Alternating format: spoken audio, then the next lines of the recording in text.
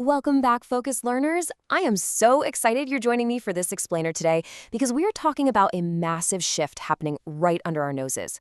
For years, Google has stood as an absolute titan. I mean, they were arguably the single most powerful force in the early days of artificial intelligence. Their researchers literally laid the groundwork for the modern AI era, writing foundational papers and achieving breakthroughs that we now use every single day. But right now, well, the company is facing a fascinating existential challenge that could fundamentally reshape the entire technology industry as we know it. We are witnessing a shocking migration. Top AI scientists, the very architects of the generative AI revolution, are packing up and leaving the safety of big tech ecosystems to build their own companies. Today, we're going to break down exactly why this is happening and what it means for the future of tech. Okay, let's dive into this. Is Google losing its most valuable advantage? It's absolutely vital that we frame this correctly right out of the gate. This is not merely some corporate staffing issue, and it's certainly not your routine human resources headache.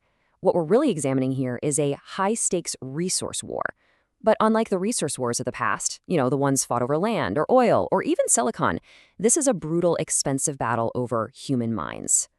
Are we watching a dominant tech giant slowly lose its edge due to bureaucratic friction, or is this simply the natural, chaotic next stage of the global AI talent war? Section 1. The AI talent war. To really understand the sheer magnitude of this shift, we first have to look at the fortress Google built over the last 2 decades. Historically, their advantages were incredibly dominant, almost like an impenetrable moat. They possessed huge, custom-built computing power and unfathomable amounts of proprietary data spanning search, YouTube, and Android. But more importantly, they cultivated deep research experience through organizations like Google Research and DeepMind. They basically created a sort of academic ivory tower inside a massive corporation, and they gained global attention for solving incredibly complex scientific problems.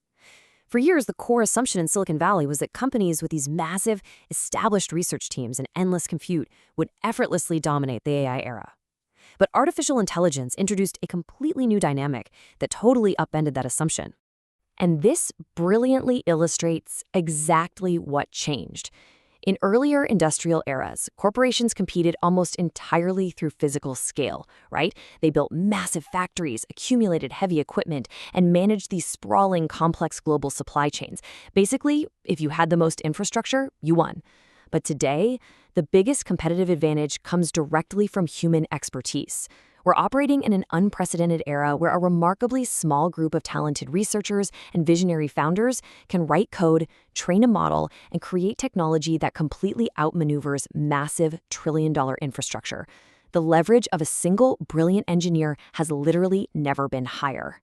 Because of this new leverage, the real assets in tech right now are the machine learning engineers, the AI researchers, the foundational scientists, and the startup founders. And here's the kicker, this talent pool is hyper-concentrated.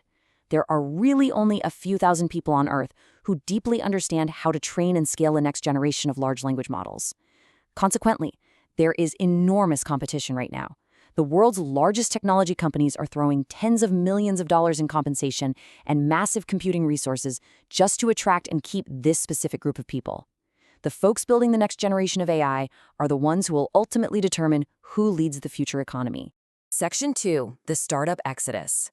So these top-tier scientists are facing a massive crossroads regarding how they want to spend their time. Inside a behemoth corporation, researchers constantly have to balance their pure innovation against rigid business goals, strict product integration timelines, and an overarching company strategy that, frankly, has to protect existing revenue streams like search. It's an environment naturally burdened by corporate bureaucracy and endless safety reviews. Meanwhile, the startup environment offers this incredibly compelling, agile alternative. It promises total independence, lightning-fast decision-making, and the absolute freedom to pursue a completely new vision, like pure artificial general intelligence, from the very beginning, without ever having to worry about cannibalizing a legacy business. Because at the end of the day, shaping the future is greater than contributing to a system. When these brilliant researchers walk away from massive salaries and guaranteed computing clusters at major companies, it's rarely a story about failure or being pushed out. Actually, scratch that. It's never really about that.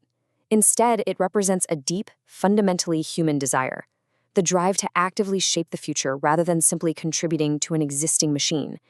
For many of these AI scientists, creating a new company isn't just about escaping a corporate giant. It's about the rare, fleeting opportunity to build the foundation of a new technological era completely on their own terms. Section 3. Google's legacy under threat.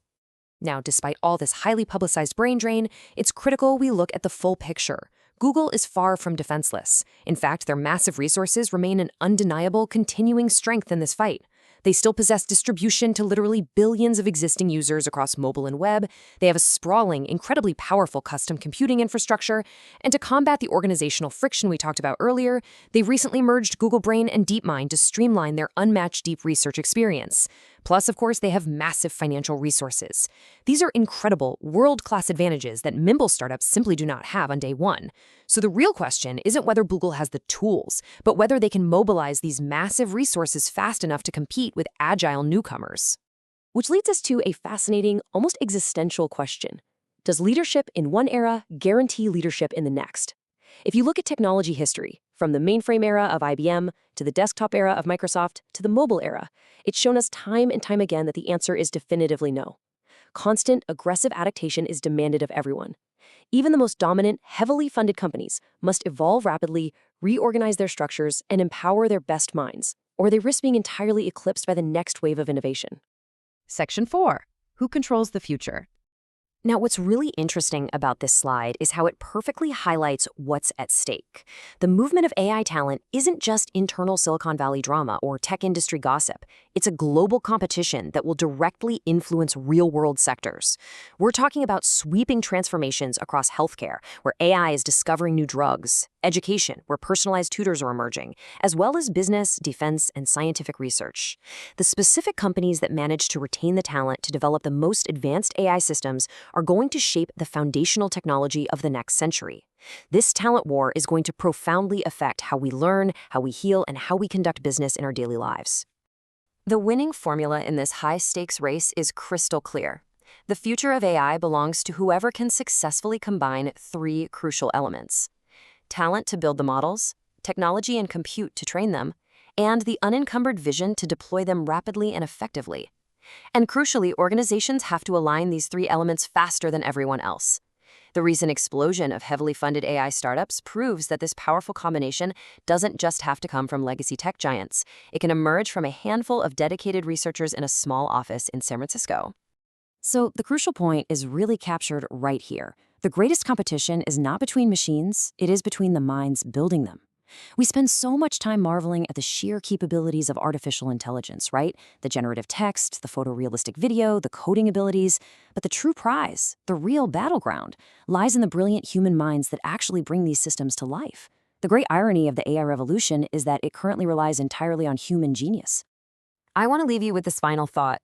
Will the future of AI be monopolized by a single massive tech giant, or will it be distributed among a diverse ecosystem of nimble newcomers?